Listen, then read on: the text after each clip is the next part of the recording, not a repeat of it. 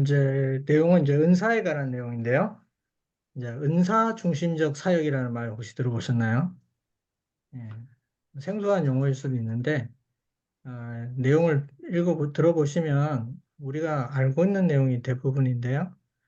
오늘은 먼저 은사 중심적 사역이 무엇인지에 대해서 한번 먼저 배워보고, 그 다음에 은사에 발견하는 방법, 그리고 발견한 은사를 어떻게 우리가 사용하게 되는지 그런 내용에 대해서 배워보는 시간을 갖도록 하겠습니다. 여러분, 이 그림은 동물학교의 모습인데요. 동물학교에는 토끼, 오리, 문어, 새, 물고기가 모여서 동물학교를 세우기로 했어요. 근데 오리가 학교 커리큘럼에 무엇을 넣으면 좋을까라고 제안을 했더니 어, 모든 동물들이 자기들이 잘하는 모든 것을 넣기로 이렇게 결정을 했습니다. 그래서 각자 자기들이 잘하는 거, 뭐 예를 들면 물고기는 수영을 잘하겠죠? 토끼는 달리기를 잘할 것이고, 새는 날기를 잘하겠죠. 이런 모든 커리큘럼을 다 넣어서 학교에서 이제 운영을 했는데요. 어, 이 결과가 누가 1등을 했을까요? 여기 지금 팻말 두고 있잖아요. 예, 문어가 어, 1등을 했어요. 왜 문어가 1등을 했을까? 어, 문어는 육지에서도 살고 바다에서도 살아요. 근데 뭐 예를 들어서 토끼한테 수영을 하라 그러면 못하겠죠. 예.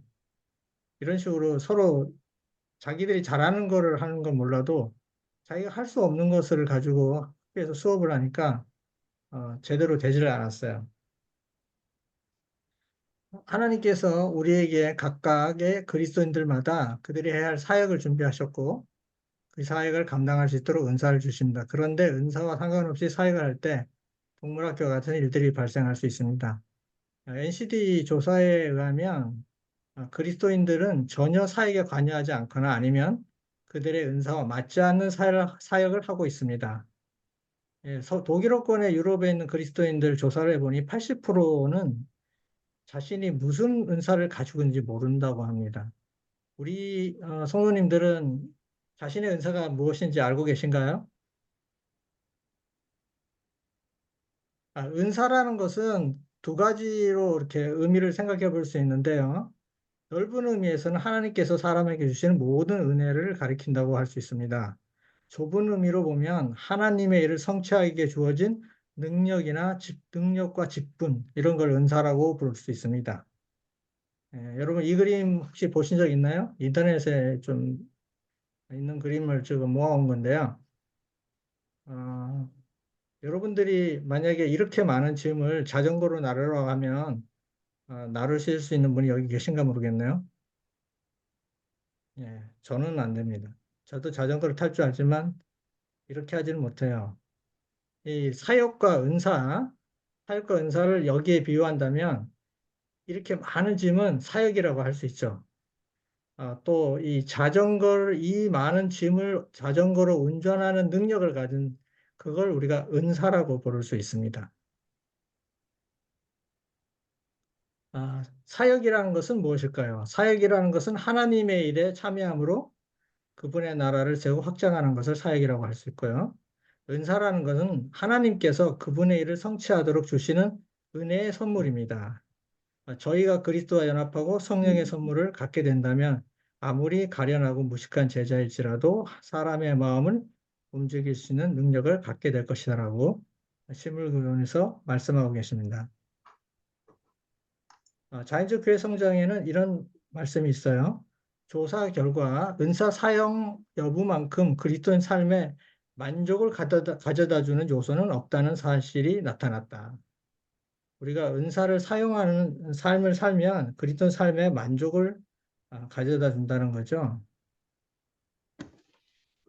예, 여러분들 혹시 자기가 못하는 이들을 교회에서 시켰을 때 어떤 생각이 드시나요? 제가 만약에 교회에서 저에게 식사 당번을 하라고 시켰다면 저는 굉장히 많이 스트레스를 받았을 거예요. 그런데 식사당부를 잘하는 어떤 집사님에게 제가 지금 가르치고 있는 소그룹 리더 훈련을 강의하라고 한다면 또 그 집사님이 스트레스를 받을 수 있겠죠. 힘드니까 자기가 못하는 걸 시키면 어렵겠죠. 그러니까 사람마다 자기가 좋아하면서 잘하는 일이 있고 또 자기가 못하는 일을 뭐 좋아하지도 않는데 못하는 일을 어떤 사람이 시키면 되게 힘들거든요. 그래서 각자 자기들이 좋아하고 잘하는 일들을 찾아서 그것들을 교회에서 사역을 맡겨주면 훨씬 더 일의 능률이 오르겠죠. 은사 중심이라는 건 나의 사역이 내 은사가 맞는다. 이걸 은사 중심이라고 할 수 있고요. 이렇게 하면 기쁨이 넘치는 삶을 살게 됩니다. 나는 나 자신을 행복하고 만족한 사람이라고 생각하게 된다고 합니다. 은사 중심적 사역만큼 개인의 삶이나 교회 생활에 큰 영향을 미치는 것은 없습니다. 음, 은사 중심적 사역을 이제 요약하면 하나님께서는 이미 각각의 그리스도인들마다 그들이 해야 할 사역을 준비해 놓으셨다는 확신을 바탕으로 교인들이 그들의 은사를 발견하여 은사와 연관된 사역을 하도록 도와 기쁨 있는 그리스도인의 삶을 살도록 하는 것입니다. 이게 은사 중심적 사역이 뭐 교회의 능률을 올리는 일도 하지만 또 더 중요한 일은 뭐냐 그리스도인들에게 은사 사역을 하면서 또 뭐예요? 그리스도 삶의 만족도를 올릴 수가 있어요. 그 사역을 하면서 기쁨이 넘치는 거예요. 지치거나 힘들고 우리가 교회를 하면서 그렇게 힘들어 하시는 분들 되게 많고 지치는 분들이 많이 있잖아요. 이게 은사 중심 사역을 하게 되면 일은 일대로 열심히 하면서도 거기서 기쁨을 찾을 수 있다는 거죠. 우리 교회에서 설교가 큰 비중을 차지하여 왔다. 신자들은 성령 대신에 단상의 열변에 의존하여 왔다. 저들에게 부여된 신령한 은사들은 무용지물로 여겨졌으며 사용되지 않은 채 점점 그 기능을 미약한 상태로 약화시키고 있다고 가리뽑은 기별에서 말씀하고 계십니다. 네. 어, 은사, 은사 영역에는 5가지가 있는데요. 영적 은사, 열정, 능력, 개성, 경험. 이 5가지를 가지고 은사의 영역에서 우리가 생각해 볼 수 있는 것들 보면 영적 은사라는 건 그리스도의 교회를 세우기에 성령께서 주시는 것으로 각 지체들을 세워 교회 전체가 힘있게 성장하도록 하려는 것이다. 여기에는 믿음, 영적 분별, 지혜, 지식, 자비, 보험, 뭐 이런 등등 우리가 교회에서 많이 보는 여러 가지 은사들이 있습니다. 또 영적 은사와 재능에는 어떤 차이가 있느냐면 재능이라는 건 선천적인 것이거나 또는 훈련의 결과로 나타나는 것들이에요. 영적 은사라는 건 성령의 권능의 결과입니다. 성령이 주시는 선물이죠. 재능은 그리스도인이든 아니든 누구나 소유할 수 있지만 은사는 주를 개인의 구주로 영접한 자들만이 소유합니다. 그래서 그리스도인들에게 성령이 주시는 특별한 능력이라고 할 수 있습니다. 재능은 전적으로 비영적인 목적을 위해 사용 가능합니다. 그러나 은사는 우리가 하나님의 사업을 위해서, 하나님의 과업을 위해서 집중되어야 됩니다. 열정이라는 영역에서 보면 내게 주신 마음을 발견하기. 우리가 내 마음속에 있는 열정을 발견하는 것은 어떤 걸로 알 수 있냐면 내가 하기 좋아하는 것, 또 내가 섬기고 싶은 사람들, 내가 동기부여되는 것, 이런 것들이 다 열정을 우리가 내 마음속에 있는 열정을 찾는 방법들입니다. 그 다음에 능력이라는 요소를 볼게요. 태어날 때부터 받은 자연적인 능력. 달란트는 선천적이고 후천적인 것에 관계없이 또 육적인 것과 영적인 것에 관계없이 모든 선물과 재능을 다 포함합니다. 예. 각 사람은 개성이라는 걸 한번 보겠습니다. 각 사람은 그 자신의 개성을 가지고 있는데 그것이 다른 사람의 개성에 흡수되지 않도록 해야 한다. 그러나 각 사람의 형제들과 조화된 가운데 일해야 한다. 우리가 다른 사람과 다르다고 해서 함께 일을 못하는 게 아닙니다. 각자의 개성이 다 있습니다. 모든 사람이 다 나와 같으면 오히려 그 조직은 성장도 어렵고 또 능률을 올릴 수도 없어요. 이런 다양한 개성들이 함께 연합해서 사역을 할 때 비로소 더 좋은 성과를 내게 됩니다. 그래서 여러분들이 다른 사람들과 내가 너무 다르다. 그 사람이 나하고 너무 다르다고 해서 여러분들이 그 사람과 협력하는 일을 주저하지 않으셔야 됩니다. 어, 이 개성 발견을 통해 공동체가 얻는 유익은 이런 것이 있습니다. 좀 더 나은 대화 상대자가 될 수 있고요. 또 갈등을 해결하거나 예방하는 데 도움이 됩니다. 서로의 차이를 이해하고 인정합니다. 신용을 얻을 수 있으며 주도적인 영향력을 발휘합니다. 우리가 이제 디스크 검사할 때 우리 지난번 해보셔서 알겠지만 서로 상충된 성격을 가진 사람들이 있어요. 대화하기 좀 어려운 성격들이 있죠. 그럴 때 또 다른 성격을 가진 사람들이 그 사람들 중간에서 어, 소통하는 역할을 또 해줄 수 있습니다. 그래서 여러 가지 성격의 사람들이 함께 모여서 공동체를 형성하면 우리가 똑같은 성격을 가진 사람들끼리 있으면 변화가 일어나지 않아요. 그러나 여러 가지 성격의 사람들이 함께 있으면 변화도 일어나면서 또 어떤 갈등을 해결하는 그런 역할도 해줄 수가 있습니다. 예. 경험이 또 이제 다섯 가지 은사 영역 중에 해당되는데요. 영적인 경험, 또 고난의 경험, 교육적인 경험, 직업적인 경험, 봉사의 경험. 이거는 은사라고 생각하지 않는 분들이 있는데요. 우리가 삶 속에서 경험했던 이 경험들이 은사라고 볼 수 있습니다. 그래서 우리가 가장 무시되고 있는 이 은사 영역 중에 하나가 이 경험인데요. 우리가 하나님의 도움으로 이겨낸 과거의 상처와 문제들, 가장 큰 삶의 교훈은 우리가 강할 때가 아닌 약할 때 주어지기 때문에 소위 고난의 학교에서 배우는 교훈에 대하여 면밀히 살펴보아야 한다. 여러분들이 살아오는 과정에서 신앙생활을 하면서 겪었던 여러 가지 경험들이 어, 자신의 은사를 발휘하는데 큰 도움을 줍니다. 우리가 이제 대그룹에서 은사는 크게 활용되기가 어려워요. 예를 들면 장로의 은사 뭐 이런 거는 없어요, 솔직히.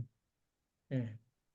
뭐 장로 그러면 은사가 있는 사람이 다 장로를 할 수 있다 그러면 좀 이상하지 않습니까? 그런데 대그룹에서는 뭐 우리가 능력 있는 사람들을 그 사람의 은사 위주로 뽑지 않고 그 사람이 가졌던 여러 가지 은사들을 잘 활용해서 교회에 필요한 지도자로서의 자격이 된다고 생각하면 우리가 그 사람에게 큰 사역을 맡기기도 하죠. 대그룹에서는 은사 사역을 적용하기가 좀 어렵지만 우리가 소그룹에서는 은사 사역을 적용하기가 쉬워요. 그래서 소그룹에서 은사 활용의 장점은 이런 겁니다. 대그룹에 비해 소그룹은 은사를 쉽게 발견한다. 소그룹은 관계에 지향적이기 때문에 효과적으로 평신도 지도자를 세울 수 있고요. 또 작은 사역부터 훈련을 받아서 큰 사역으로 나갈 수 있도록 지도할 수 있습니다. 우리가 소그룹 안에서는 작은 어떤 은사를 줘서 은사에 맞는 사역을 줘서 그 사람이 그 일을 경험할 수 있게 해서 그 경험이 쌓이면 더 큰 사역을 맡길 수 있는 그런 이제 발판이 될 수 있겠죠. 그래서 여러분들이 이 소그룹에서 은사를 적극적으로 활용하는 것은 나중에 대그룹에서 지도력을 발휘하는데 큰 도움이 됩니다. 소그룹에서 활용되는 사역들은 뭐 이런 겁니다. 소그룹 교회는 철저히 평신도 중심적입니다. 거기서는 목자가 목사님이 아니에요. 목자도 다 평신도입니다. 그리고 부장들, 각 부서의 부장들은 다 여기서 이제 뽑는데 예를 들면 이런 거죠. 서기, 재무, 식사부장, 예배부장, 중보기도부장, 선교부장, 제자훈련부장, 생일 축하부장, 친교부장, 찬양부장 이런 부장들을 그 소그룹 안에서 뽑을 수가 있죠. 그리고 꼭 사람이 적으면 이 중에 몇 개는 겸임을 할 수 있겠습니다. 각 그룹에서 필요한 역할을 택하고 그 사역에 적합한 분들을 세워서 경험을 쌓게 할 수 있습니다. 이런 사역을 맡길 때는 은사에 맞게 우리가 직분을 주면 좋겠습니다. 소그룹 안에서의 은사 활용을 이제 총 정리를 하면 이렇습니다. 은사라는 건 하나님께서 사람에게 주시는 모든 은혜를 가리키고 좁은 의미로 보면 하나님을 성취하기에 주어진 능력과 직분이라고 할 수 있습니다. 은사의 목적은 성도를 온전하게 하여 봉사일을 하게 하며 그리스도의 몸을 세우려고 하시니라. 은사의 중요성은 각자의 은사에게 맞게 사역할 때 가장 효과적으로 일할 수 있다. 예, 은사를 발견하는 방법은 기도를 통해서 우리가 사역에 참여하면서 그 사람이 이 은사의 소질이 있는지 그렇게 확인할 수 있고 또 은사 테스트를 통해서도 우리가 은사를 발견할 수 있습니다. 또 그 사람이 사역을 했을 때 나타내는 결과들, 성과들 그런 걸 통해서 우리가 은사가 있는지 없는지 발견할 수 있겠죠. 소그룹에서 은사 활용은 쉽게 우리가 그 사람이 은사가 있는지 없는지를 확인할 수 있는 좋은 장이 될 수 있습니다. 은사 사역을 배정하는 방법입니다. 1단계는 발견하는 과정. 예. 두 번째는 이제 상담을 통해서 은사 사역을 배정하는 담당자가 상담을 통해서 그 사람의 적절한 어, 직분을 배치해 줍니다. 여기는 이제 그 사람의 은사만을 꼭 따지지는 않고요. 그 사람이 여러 가지 이제 일을 할 수 있는데 그 중에서 교회에서 필요한 일들에 맞게 배치하는 그런 방식으로 이제 진행하는데 저도 이제 은사 사역을 상담하고 배치하는 법을 배우기 위해서 지난주에 삼육열린교회에 가서 은사 사역 배치 담당자에게 상담을 받았습니다. 제가 그분들의 주신 설문지를 가지고 테스트를 해가지고 그분들이 저에게 상담을 해주셨어요. 예. 은사사역 테스트, 이제 은사사역에 필요한 어떤 우리가 조사는 은사사역 테스트가 있고요.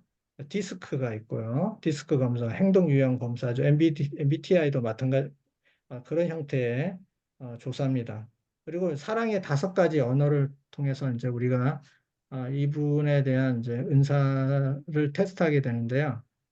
어, 은사사역 테스트가 가장 중요한 역할을 하고요. 디스크나 MBTI나 뭐 사랑의 언어 이런 것들은 그분이 앞으로 사역을 할 때 이런 부분들을 뭐 보완해 준다거나 또는 다른 분들이 이분의 성격이나 유형을 알아서 거기에 맞게 이렇게 협력할 수 있게 도와주는 참고 자료가 되겠습니다. 디스크는 저희가 공부를 뭐 지난번에 한번 했기 때문에 제가 자세하게 오늘은 다루지 않고요. DICS. 그래서 우리가 D는 뭐죠? 주도형. I는 교제형. S는 안정형. C는 이제 분석형이죠.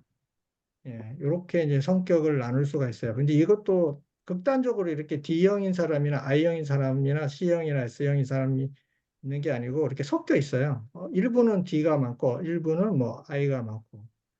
이런 식으로 이렇게 이제 크게 성격이 드러나는 거지 뭐 사람이 뭐 한쪽으로 완전히 치우친 경우는 없어요. 그렇지만 어쨌든 우리가 이분이 어떤 성격을 가지고 있는지 어떤 유형의 성격을 가지고 있는지를 알면 그분에게 맞는 방식으로 대하게 되고 그분이 하는 행동이나 말에 대해서 이해를 하게 돼요. 저분은 저런 행동 유형을 가지고 있기 때문에 저렇게 말하고 저렇게 행동하는구나. 그렇게 우리가 이해할 수가 있죠. 그래서 서로 간의 갈등을 해결하는데 굉장히 많은 도움을 줍니다. 이건 MBTI에서 나오는 예, 이 16가지 그 유형 분석인데요. 저는 이제 INTJ가 나오더라고요. 해보니까 INTJ. 이게 전략가형, 뭐 과학자형, 뭐 이렇게 불리는 이제 성격으로 나오더라고요. 예. 이제 MBTI 유형별 기도문이 있어요. 그래서 저는 이제 뭐 나중에 여러분들이 영상으로 한번 보시면 되겠습니다. 제가 다 읽지는 않겠습니다만 여러분들이 자기 성격에 맞는 기도문을 만들어서 이제 한번 읽어보시면 좋겠습니다. 제가 이제 조사를 해보니까 이거를 이제 우리 교회 이제 은사 사역 테스트, 은사 발견 설문지를 지금 우리 교회 카톡방에 올려놨는데요. 그거를 만들어 주신 분이 허준성 집사님이세요. 역시 이런 쪽에 우리 허준성 집사님 은사를 갖고 계세요.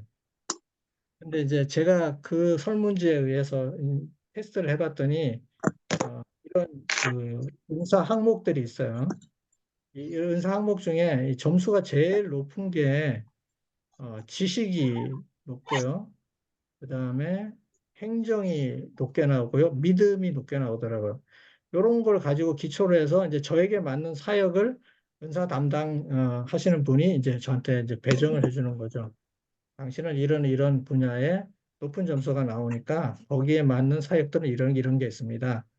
그러니까 이 중에서 하나를 선택하십시오. 아니면은 우리 교회에서는 이런 사역이 필요합니다. 그래서 요걸 해주시면 좋겠어요. 이렇게 이제 하는 거죠.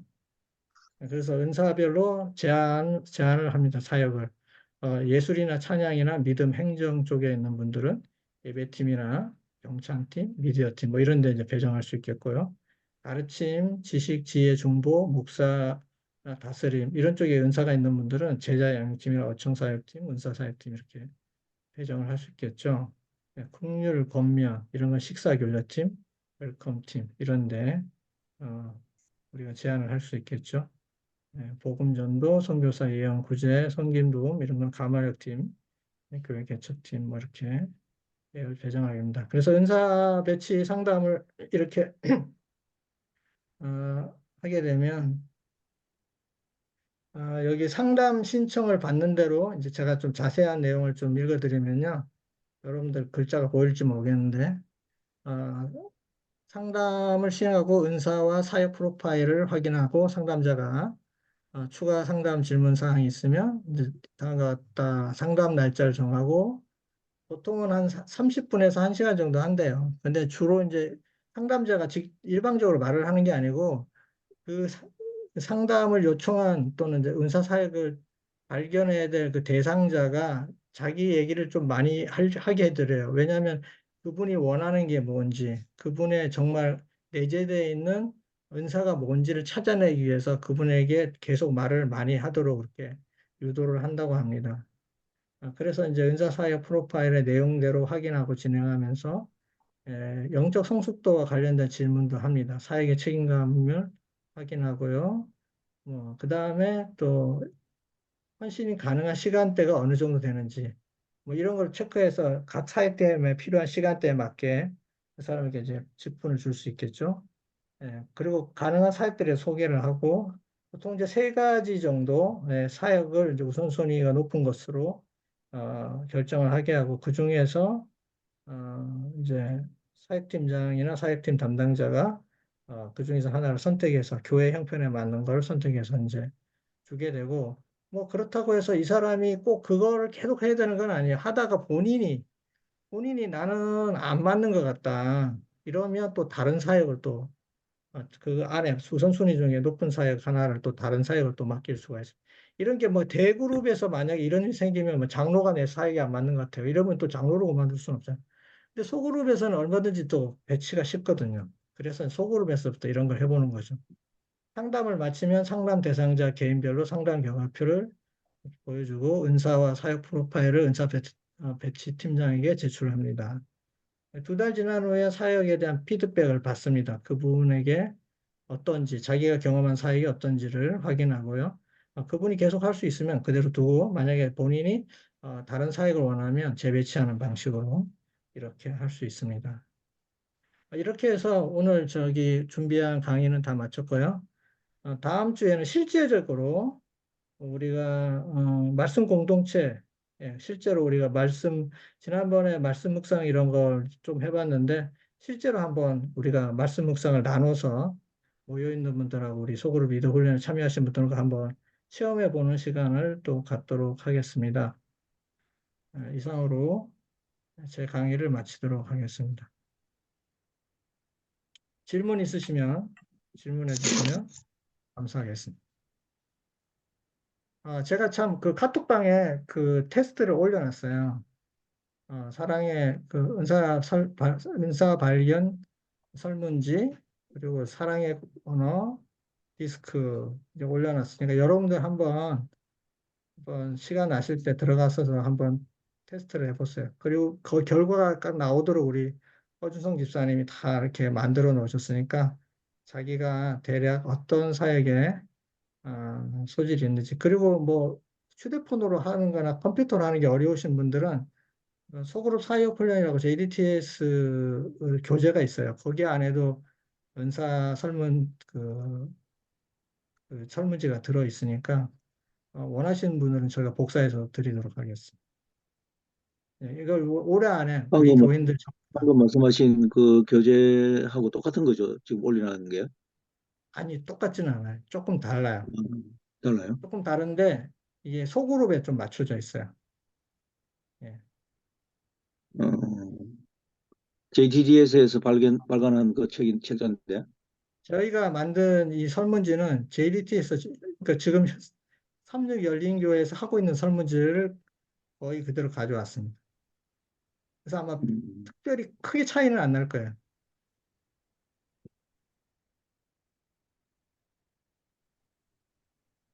이건 해봐야 알아요. 직접 해보셔야 여러분들이 아하 이런 거구나. 그리고 나는 이런 쪽에 소질이 있구나 이런 걸 알게 됩니다. 뭐 나중에 또 은사사역 그 테스트를 하시면서 상담자하고 상담하시면 또 여러분들이 또 많은 것도 알게 되니까 그렇게 하시면 될 것 같습니다. 우리가 3월 8일 날그 삼육 열린교회 금요일 저녁 소그룹 가정에서 하는 소그룹에 어, 5분이 가기로 했습니다. 그래서 이제 인원이 다 찼기 때문에 더 이상 신청은 받지 않도록 하겠습니다. 예, 저희가 갔다가 이제 새벽에 한두 시나 되면 이제 대구에 도착할 것 같은데요. 예, 여러분들이 기도 많이 해주시고 갔다 온 분들이 좋은 경험을 여러분들에게 또 간접적으로 전할 수 있게 되기를 바랍니다. 그럼 이상으로 강의를 마치도록 하겠습니다.